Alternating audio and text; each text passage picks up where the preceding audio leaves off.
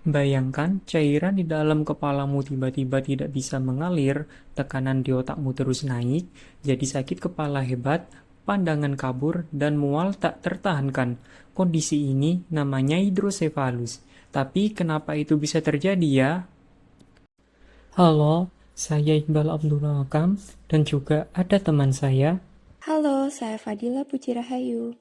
mahasiswa Manajemen Informasi Kesehatan Politeknik Negeri Jember PSDKU Ngawi. Pada video kali ini, kita akan membahas pathway cerebrospinal fluid disingkat CSF atau alur peredaran cairan cerebrospinal. Yuk, kita mulai. Cairan cerebrospinal adalah cairan jernih yang mengelilingi otak dan sumsum tulang belakang.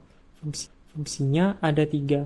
Yang pertama, melindungi otak dan sumsum tulang belakang dari benturan fisik. Yang kedua, menjaga tekanan intrakranial agar tetap stabil. Yang ketiga, membantu distribusi nutrisi sekaligus membuang zat sisa metabolisme dari sel saraf. Jadi, cairan cerebrospinal adalah sistem pelindung, penyeimbang, dan pembersih otak kita. CSF diproduksi oleh plexus choroideus yang berada di dalam ventricle otak. Produksi utamanya terjadi di ventricle lateral, ada dua di sisi kiri dan kanan otak. Tubuh memproduksi sekitar 500 ml CSF setiap harinya, padahal jumlah yang ada di tubuh kita hanya sekitar 150 ml.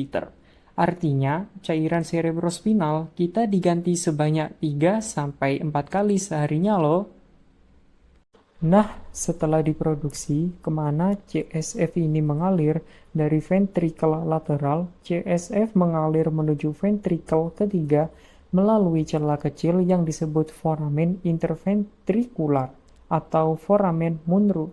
Dari ventricle ketiga, CSF melanjutkan perjalanan ke bawah melewati saluran sempit bernama aqueductus cerebri atau aqueductus sylvius dan tiba di ventricle keempat.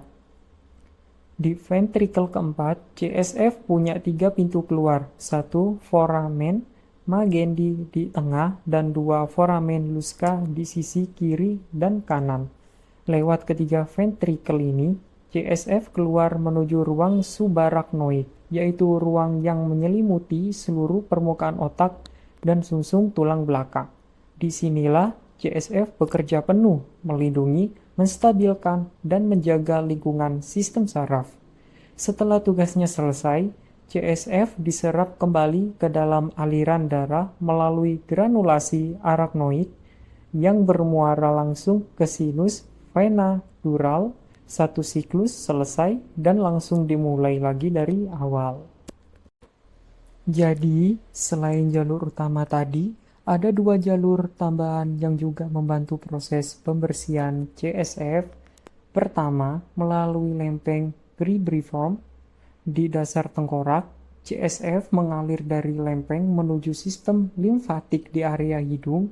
Kedua, sistem limfatik. Sistem ini bekerja paling aktif saat tidur dengan membilas limbah metabolik dari sela-sela sel saraf secara mendalam. Jadi tidur bukan sekedar istirahat saja ya, tapi waktu otak membersihkan dirinya sendiri loh. Masih ingat kondisi yang kita bahas di awal tadi, hidrosefalus? Karena tadi sudah membahas pathway CSF, jadi mari kita pahami apa hubungan hidrosefalus dengan CSF yang akan dijelaskan teman saya yang tidak kalah hebat dan tidak kalah keren juga. Masalah gangguan hidrosefalus pasti ada hubungannya dengan CSF. Penasaran apa hubungannya? Jadi, hubungan yang pertama, sumbatan di jalur aliran CSF, misalnya di aqueductus sylvius atau foramen Monro. CSF terus diproduksi, tapi tidak bisa melewati titik yang tersumbat. Ini disebut hidrosefalus obstruktif. Kedua, gangguan penyerapan di granulasi arachnoid. CSF tetap diproduksi, tetapi tidak terserap dengan baik ke aliran darah. Kondisi ini disebut hydrocephalus communicans. Akibatnya sama, yaitu cairan menumpuk, tekanan di dalam tengkorak terus naik. Gejala yang muncul berupa sakit kepala hebat, mual, muntah, gangguan penglihatan, hingga penurunan kesadaran.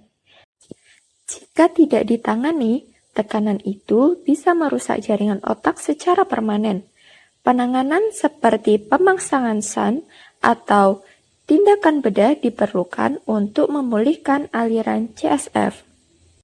Jadi, secara keseluruhan, sirkulasi CSF berlangsung terus-menerus, diproduksi di plexus koroid, mengalir ke ventrikel lateral, melewati foramen Monro menuju ventrikel ketiga, lalu turun melalui aqueductus sylvius ke ventrikel keempat, keluar melalui foramen Magendie dan Luska, menyebar di ruang subarachnoid, kemudian diserap lewat granulasi arachnoid dan kembali ke darah.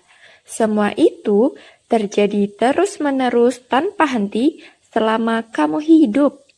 Semoga penjelasan ini membantu. Terima kasih sudah menyimak.